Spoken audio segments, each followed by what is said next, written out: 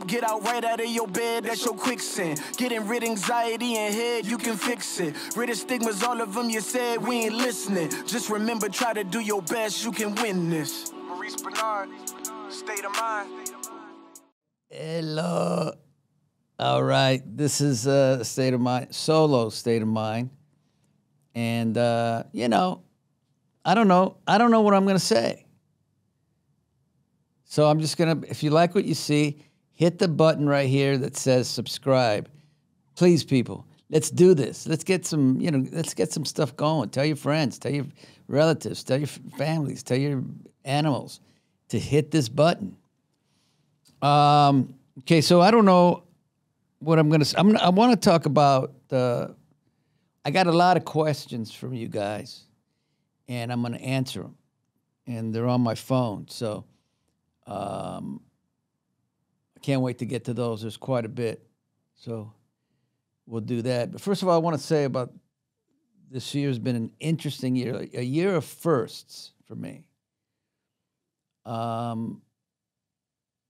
It's the first time that I've ever had anxiety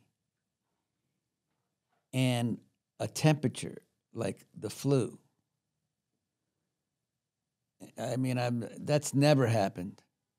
You know, I got into the bathtub, and actually, the way it was is Evan Hofer was with me the whole day and night, and we went to go eat and everything. And I remember, like, thinking he was talking a lot, and I was like, please stop talking, because I was feeling weird, feeling sick or something. So he left, and I went to the bathtub, and I got out of the bathtub, and I was like shaking, and then I had, I went to the emergency, and they told me that I had the flu, bad flu, not COVID, bad flu. And so here I am with the flu, and then my friend, anxiety hits. And I'm like, oh, you've come to me while I'm really sick. Interesting, my friend. And boy, that double whammo of anxiety and the flu together was just... And then I had to go to work. So all week, and I remember the scenes that I was doing was with Adam, who plays Jagger. It's when he first started. And I remember coughing and, spitting in the garbage can and then feeling very panicky and thinking to myself, oh, this guy's going to, this is scaring me because this guy's a good actor, right? So I did all those scenes, and I went through the whole week of feeling a lot of fear. My wife was there, my son was there, but it was just really, really what that is, right? You guys all know who live with anxiety or whatever. It's just very panicky, and plus the flu. So I was a double whammo that I didn't like, but guess what? It passed, because it all passes. Even though we think it's not, it all passes. You do what you need to do to get better, which is, I don't know, at that point, for the flu, you do what you need to do, tea, soups, whatever. And the anxiety, I remember calling a therapist and trying to figure out how to fix myself. And it ends. Then you're cool again. It's amazing how this works. So, another first was playing Sonny, the character of Sonny. Kind of like I hate to say it, but it's the only thing I can think of. I was playing him like an asshole. I didn't love playing him like that, but that's kind of the way it was, or maybe it was my fault. Maybe I just played him like an asshole and he was written to be a saint. But that's just the way it was. And I played it, and I kind of liked the challenge of it. Sonny was off his medications.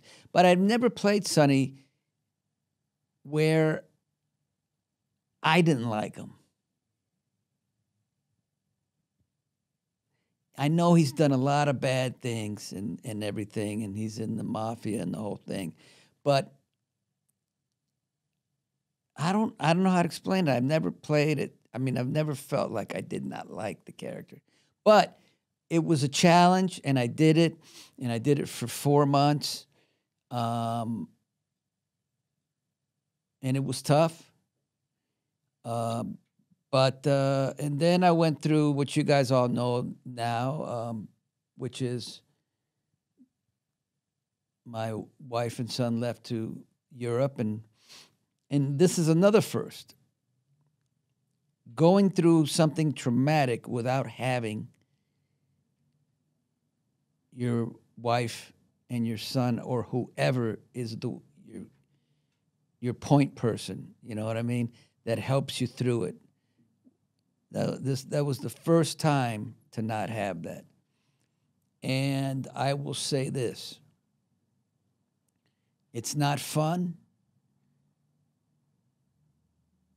It was a lot of sleepless nights.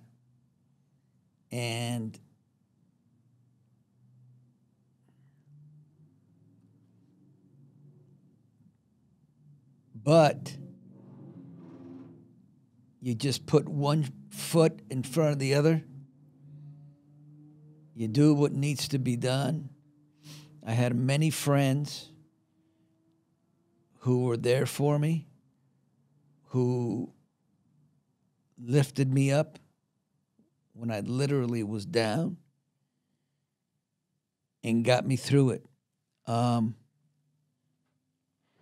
Also, you can't give up hope, because in those moments of not being able to think straight, you don't feel right, everything's just deadly, you just think you can't do it, you can. And I still worked out, still got up, did it, even though working out was hard, I still did it. I still ate well, took my vitamins, talked to some therapists. You still got to do that. And like always, it passes. Because everything passes. Right? Unless you die. Everything passes. It may take a week, 2 weeks, a month, 6 months, 8 months, I don't know. But it will pass. You just never lose that hope. And then I went to work, General Hospital, with that's another first. 2 weeks of 2 weeks off because of being sick. Now, that's tough on the mind, because here I am, not feeling great anyway, now thinking, I can't believe I just called in sick for 2 weeks, and then having to go to work, doing show after show after show after show. But it's amazing, as scared as I was, you get in there, and we're all fighters somewhere inside of us. We're all fighters. And as much as I felt like I can't do this, the warrior in me said, do it, go. Doesn't matter who's in front of you, who's looking at you, because in my mind, I'm always thinking they're seeing in my eyes that I don't have it. But there's a thing called fake it till you make it. And you just kind of act like you're confident when you're not confident. And you just do it. And I did it. thank God it worked out. And boy, talking a lot about that. It takes a lot out of me. Now, the beautiful thing about mental health, you don't have to pay for stuff to make you better. All you got to do is be around children, animals, beautiful weather, and just meditate if you can. I don't meditate, I'm going to be honest with you. But I am around kids and animals, and to me that's a form of meditation. But the true sense of meditation, I have done it, and I'm probably going to start doing it. Also, there's a breathing exercise by Wim Hof that's amazing. It's about a 10-minute breathing exercise. If you're feeling anxious, do it. But we can find answers all over the place in nature.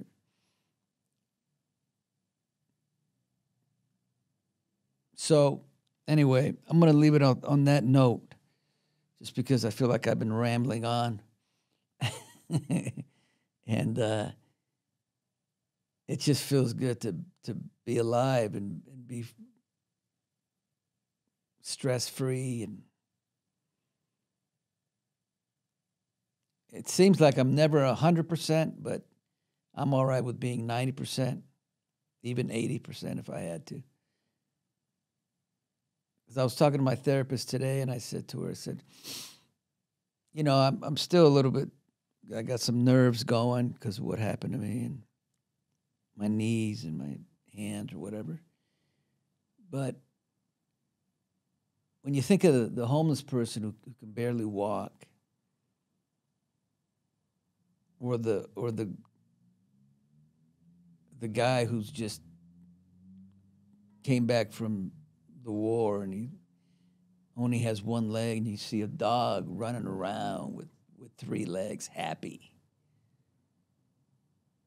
What do we really have to complain about? All right, now I'm going to get to some questions here.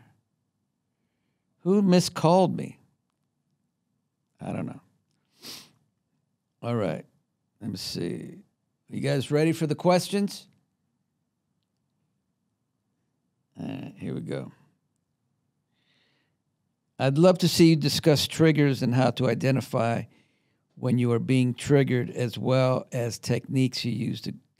Now, triggers are,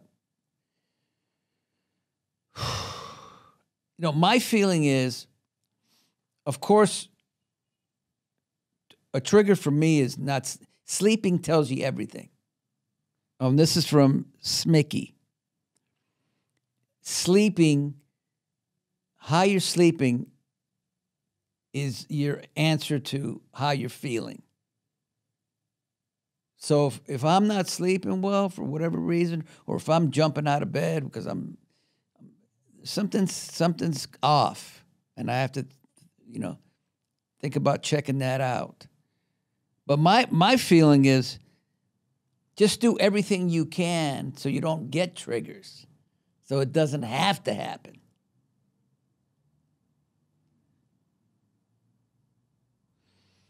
What is one piece of advice that has always stuck with you? This is from Smicky. My dad always said, lo que va a pasar, va a pasar. Lo que va a pasar, va a pasar. What does that mean, Dad? That means what's going to happen is going to happen. All right, cool.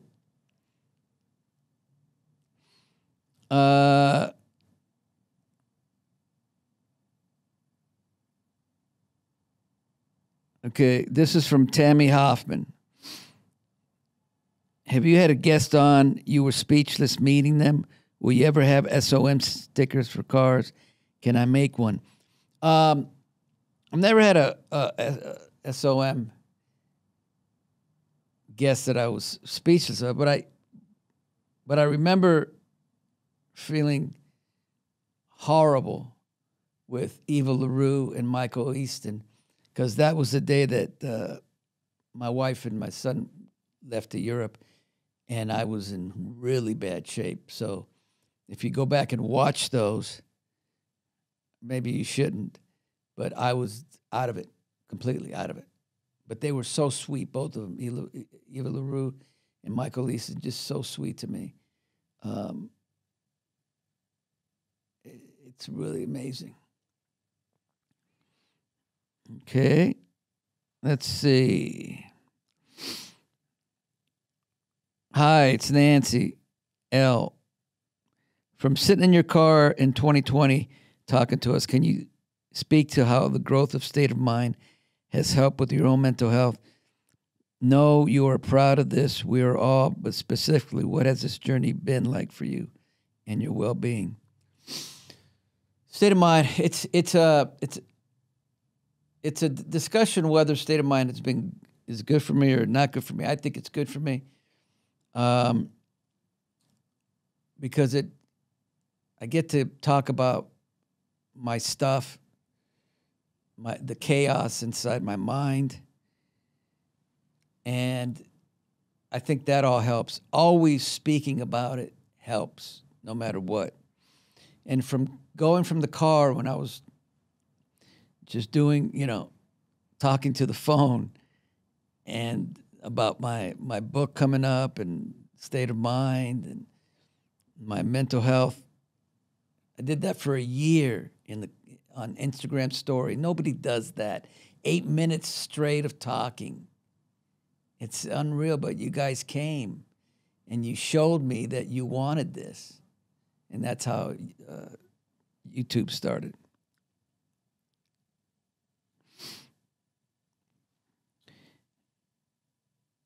Erica Pollock. What was it like working with Max Gail? Beautiful work in that storyline. It was amazing, that storyline with Max Gail. I was coming off of the pandemic, and I just basically just said the lines, didn't think about anything else, didn't think about acting, just say it. And he was spectacular, and I really believed he was my father. And at the end of it all, we won 4 Emmys.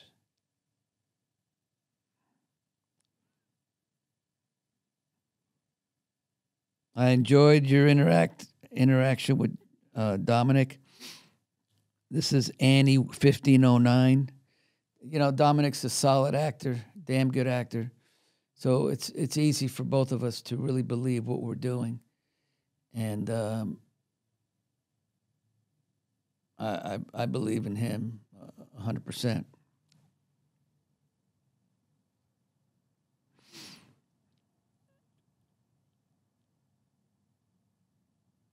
Okay, this is not a good one. I hate Sonny Corinthos more than anything. He's a jerk off. The Big Cheese, Salant. My question is, how often are you doing a scene? Do you drift back in time to when your life wasn't stable? How long did it take you to separate the two situations and give us performance that a perfectionist like yourself is satisfied with? I'm not sure of the question.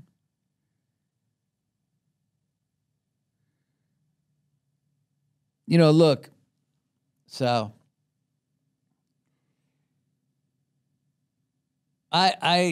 it's amazing acting. I can act, no matter what I am going through. I've already proven that I can act. It's just not easy. But like lately, this week especially, I was doing some scenes with Steve Burton, and I had monologues and man, it was like butter, man. It just came out of me. And that is the greatest feeling, when you don't have to think. You just do. Boom, boom, boom, boom. I guess it's like a tennis player, how it feels when you're just bam, bam, bam, bam, bam.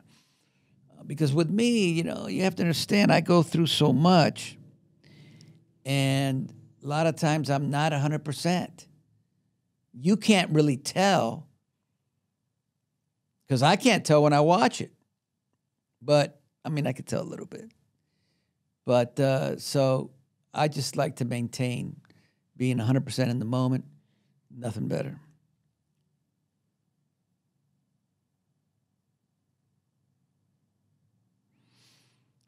Carol Bonnell and Engage. You may have answered these already. Here's my here's mine. What it means to you to stay true to yourself, to your career, and your career and your personal life. You know, staying true to yourself is the key, right? I try, especially lately, not to do anything that my gut is telling me something's off. If my gut's telling, that's your true self, your gut, I think. And if your gut's saying then you need to question that. Because I stand by being my true self and who I am. And I never, ever try to lie. I mean, little white lies come out every so often. You have to, maybe, but not a big lie. I'm not into that. Okay. Hey, Mo, it's just Jesse. My question is, when you see triggering, when life gets you down, what coping mechanisms do you use that help you feel better? Thank you in advance. Much love to you always. Like I said before, I think the key is to always stay true to what you're supposed to be doing to prevent anything to come. And that's always the working out, the eating, sleeping, whatever it is. So we don't have to see the trigger. You know, the trigger's not coming now because you're doing what you need to do. Professional help, therapy. I have a psychiatrist, a doctor, a therapist. It's all a team that's working.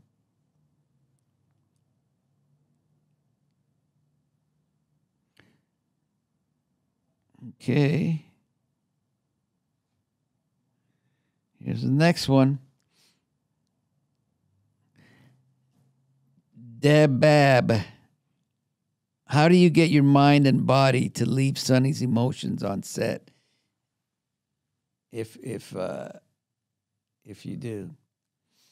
Listen, I've learned a long time ago that when I do these scenes that are intense and deep, I don't bring it down to my dressing room. Once I get out of the set, I'm singing, laughing, doing whatever it means for me to not be, in that place, that dark place. There's no need for that. Okay, here we go. Book convos. It's a ton of them. Is there a storyline you would have loved to play that you haven't? No. Is there any actor you never act with but would love a story with? I've worked with everyone. I wanted to work with Finola Hughes, but I guess she doesn't like me or something. I don't know. Sonny, I mean.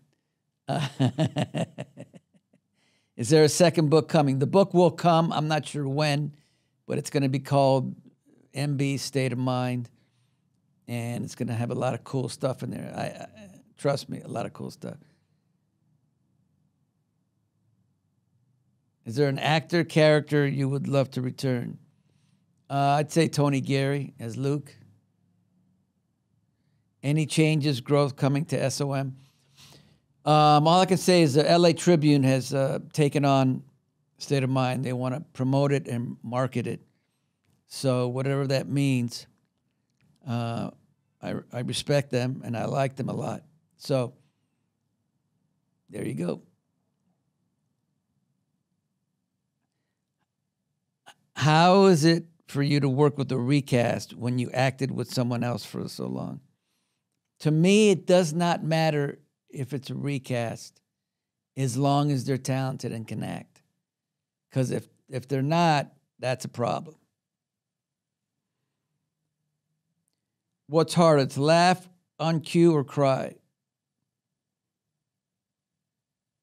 I don't think it's that difficult for me anymore to cry or to laugh. If it's written funny, I laugh. If it's written to cry, I cry.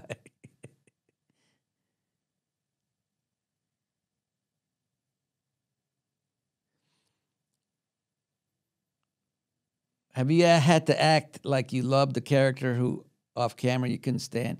Yes. Many times. No, not many. Yeah, many times. Not many actors, but many times. All right. We're closing it in here. This is a lot. I think that was it. Oh no, that's not it. That's not it. Hold on, people. Hold on. Closing the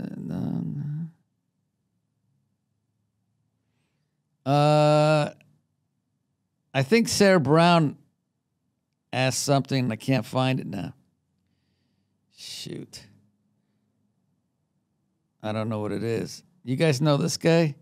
He's coming on State of Mind. If you can see that.